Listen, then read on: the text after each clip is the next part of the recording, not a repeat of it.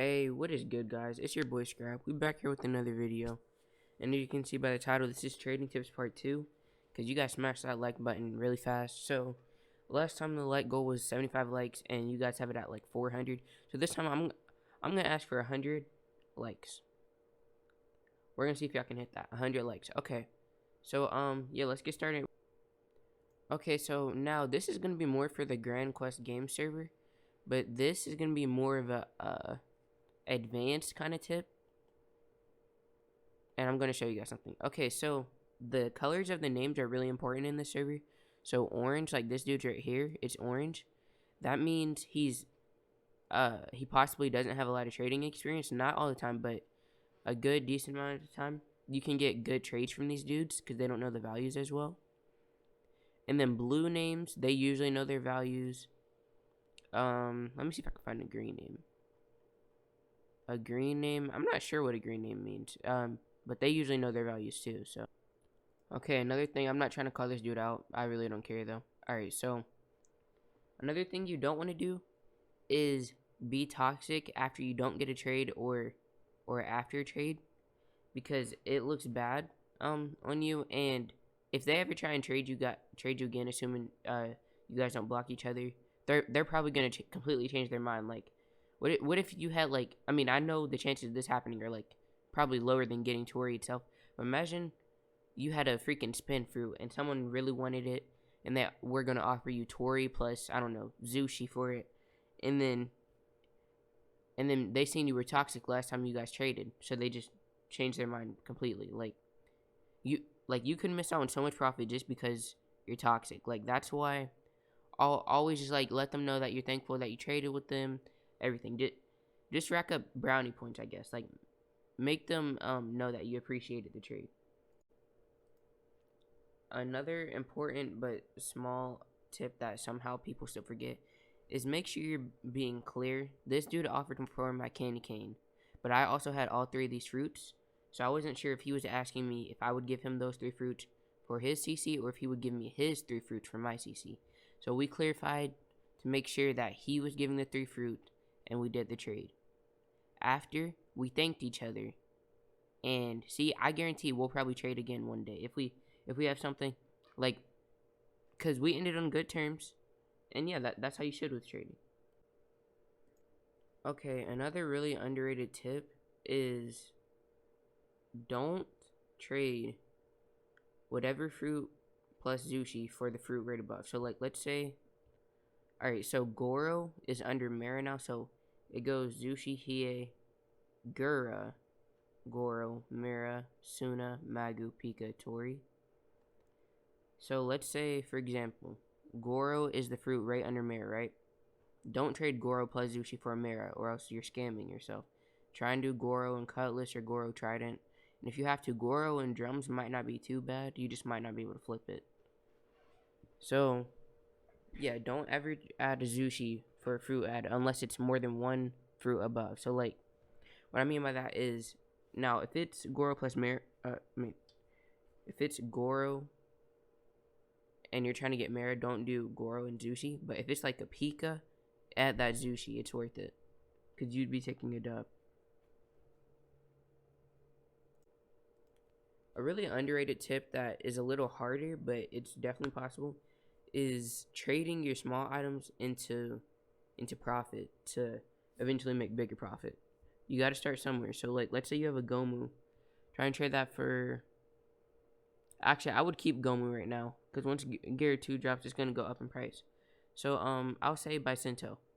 Try and trade Bicentennial for all rares. Or Gomu by itself, because that Gomu by itself has more value than Bicentennial, because people want it more, and it's less, it's more rare.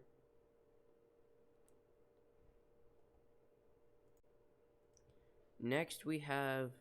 I'm not really sure what to call this, but I kind of came up with this myself. I kind of got it from my economics class. So it's like investing. So when stocks or fruits or items or whatever in this game are dropping, wait till you think they're not going to go any lower, trade for them, and then, but this is only if you think they're going to go higher again. So like candy cane, I waited to get my the what was it, third or fourth one once it dropped down a Tory, and then I waited till it started going back up to flip it. Now I only have one left, but I flipped all of them and got good value fruits off of them. And yeah, so like it's kind of like investing. Like I said, you wanna get it while it's cheap, and flip it while it's expensive. That way you'll always be in profit. Okay, another tip is you don't want to piss the other person off. So like, let's say you guys are about to trade, and after you guys join each other's game, then you say, "Oh wait, can you add this?" That makes a lot of people mad, and they'll probably cancel their trade on you. At least I would.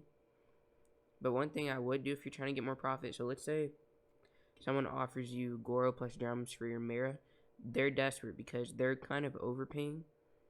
So try and ask them to add one more, and they'll probably add it because at that point you can tell they're desperate. So if you see that they're desperate, it's kind of messed up, but this is kind of the life of trading.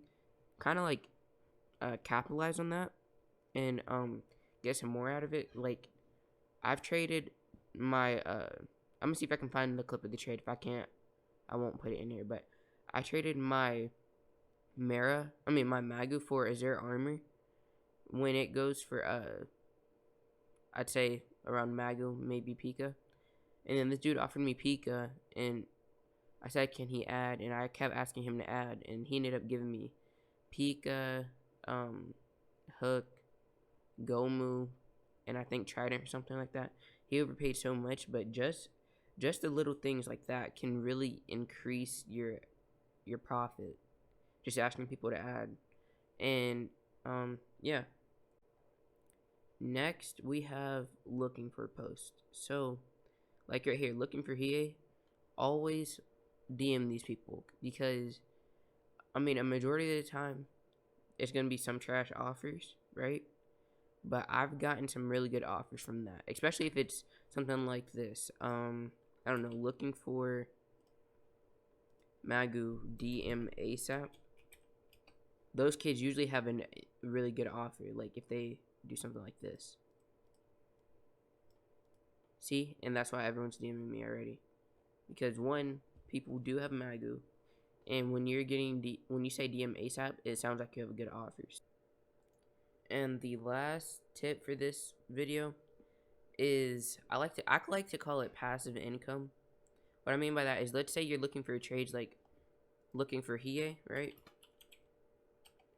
But at the same time you're ship farming or you're doing dungeons, right? That way you might get a fruit that dungeon or while you're farming ships, and then when you come back to Discord you have offers, you know? So you kind of just have stuff ready. Or even if you have a friend like OE or something, I guess you could consider that passive income, but I would only have someone pay me back if I really trust them. But yeah, thank you guys for watching the video. Another video will drop at 100 likes. If we get this to 100 likes, I will drop another video. It might take me a minute because I gave a lot of tips that I can think of off the top of my head, so I'm gonna have to make some new ones. But other than that, love you guys. Peace out.